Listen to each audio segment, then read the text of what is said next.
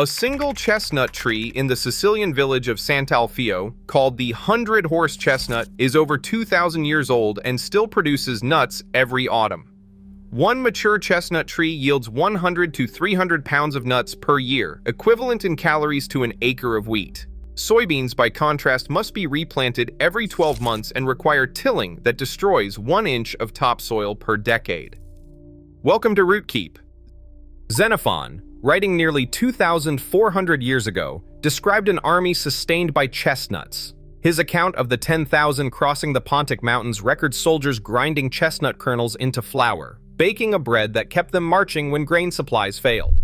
In his words, they made a kind of bread from chestnut flour. This was not a curiosity or a famine food, but a practical staple, portable, storable, and nourishing in places where wheat could not grow. A few centuries later, Columella, the Roman agronomist, gave chestnuts a central place in his great agricultural treatise. He offered not only growing advice, plant on slopes, harvest in late autumn, but also a recipe, chestnut porridge, leavened and sometimes sweetened with honey. Columella argued that chestnut groves could feed more families than wheat fields in the uplands, and that their roots held the soil where plows would only bring erosion. His cereal made from ground chestnuts, leavened, was both a food and a strategy for resilience. Pliny the Elder, encyclopedist of the 1st century, wrote that chestnuts were ground into meal and baked into bread across the Apennines. He called them a delicacy, but also a necessity, bread for the poor, sustenance for mountain villages. Pliny noted that chestnut trees outlived generations, spreading across Italy and anchoring rural economies. Their meal was listed in Diocletian's price edict alongside wheat, valued as a staple worthy of imperial regulation. These classical voices, Xenophon, Columella, Pliny, testified to a world where food-bearing trees were not marginal. They were infrastructure, long-lived, reliable, and woven into the fabric of survival. Today, their testimony raises a question. With such clear precedent, how did a civilization come to forget the bread tree? In the mountain villages of Corsica, chestnut trees formed the backbone of daily life for nearly 1,000 years. Estate ledgers from the 18th century list chestnut groves covering a quarter of all cultivated land, their boundaries marked by stone walls and communal paths. Parish registers record winter rations measured in pounds of chestnut flour per person, enough to feed entire families through the leanest months. By the mid-19th century, Corsica's 9,000 hectares of chestnut orchards produced over 12,000 tons of kernels annually, 4 pounds per person per day. These numbers were not theoretical. They show up in alms ledgers, tax rolls, and the inventories of local mills. In the Cévennes, south-facing slopes were given over to chestnut groves, with communal ovens and drying houses at the heart of each village. Labor was collective, bound by custom and obligation. Every household contributed days to pruning, harvesting, and maintaining the groves, as mandated by the Corvée des Châtaigniers. Women's guilds managed the roasting and grinding, passing down recipes and rituals from one generation to the next. Across the Apennines, chestnut coppice mosaics supplied not just food but timber, fuel, and fodder. The 19th century Italian agronomic surveys report per tree yields of 25 to 45 kilograms of kernels, with per hectare outputs rivaling or surpassing wheat on marginal land. In these uplands, chestnut flour was more than a substitute. It was the staple, woven into dumplings, cakes, and daily bread. Festivals marked the harvest, and tax exemptions rewarded families who maintained productive groves. The American chestnut once played a similar role. Before 1900, an estimated 4 billion trees anchored the Appalachian forests, feeding rural families and livestock alike, their nuts forming up to 15% of the local diet. In Korea, the tradition of dotorumuk traces back centuries, with state records from the 1960s listing over 1 million tons of acorns harvested annually. Here, too, tree foods were not fallback options, but central to survival and culture. From the Mediterranean to Appalachia to East Asia, these systems reveal a pattern. Tree crops were managed at scale, embedded in communal life, and capable of sustaining whole regions for generations. In 1904, a single infected chestnut in New York's Bronx Park signaled the arrival of Cryphonectria parasitica. The blight spread relentlessly, mapped by United States Department of Agriculture scientists as it moved from county to county, first a 30-mile radius, then the entire Appalachian range. By 1930, over 3 billion American chestnut trees were dead or dying. In rural towns, whole hillsides of food and timber vanished almost overnight. The blight was a disaster.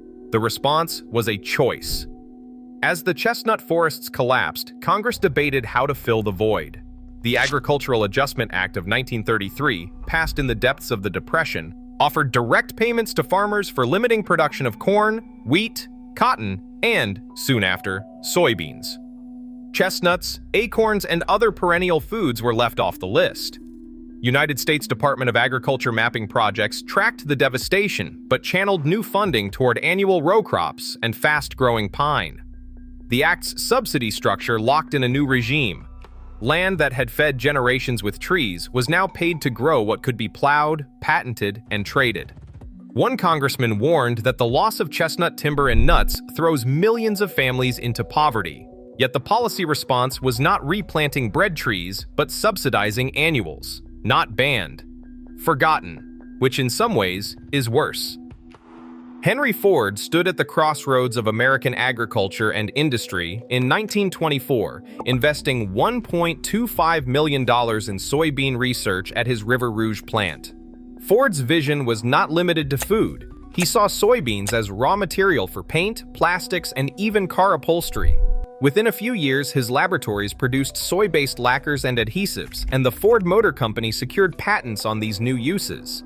Ford's push for industrial soy created a pipeline from farm field to factory floor, transforming a humble legume into a commodity with national reach. The market responded. Soybean acreage in the United States, measured at just 14 million acres in the early 1920s, began a relentless climb. Federal policy accelerated the trend. The Agricultural Adjustment Act of 1933 extended subsidy payments to soybeans, guaranteeing farmers a steady income for every acre planted. By the 1950s, USDA figures show soybean fields covering 35 million acres, with the total swelling to 87 million acres by 2020, over half of America's row crop land. Ford's investment, amplified by federal subsidies and the promise of mechanized harvests, filled the vacuum left by lost chestnut forests.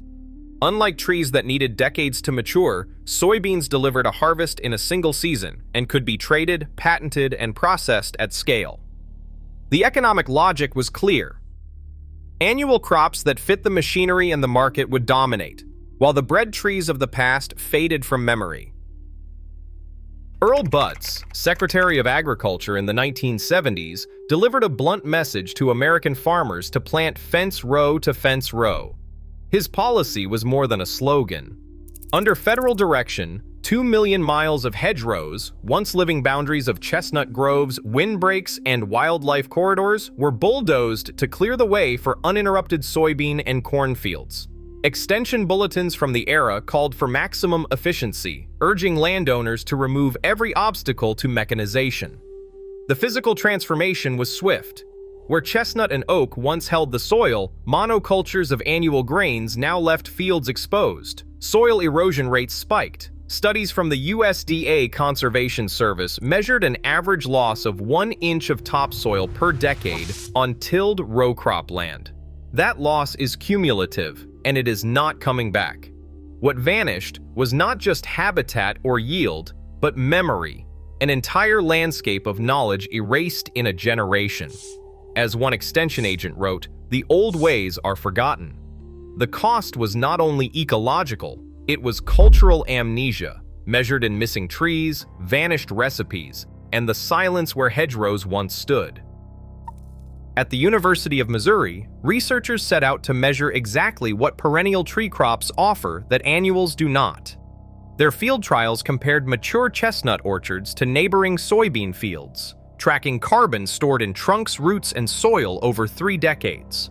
The results were clear. Chestnut groves held about 3 times more carbon per hectare than soybeans, with deep roots building soil organic matter year after year. These findings echo Columella's words from 60 CE. Trees that feed families also guard the land itself. The science confirms what ancient farmers already knew.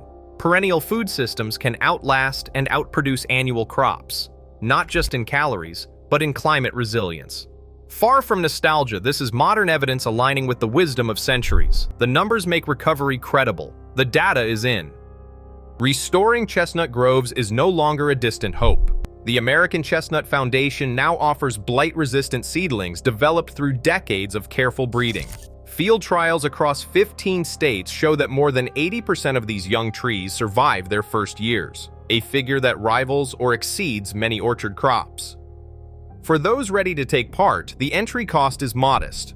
A starter set of 10 hybrid saplings, enough for a quarter acre, can be planted for less than $400, including basic site preparation.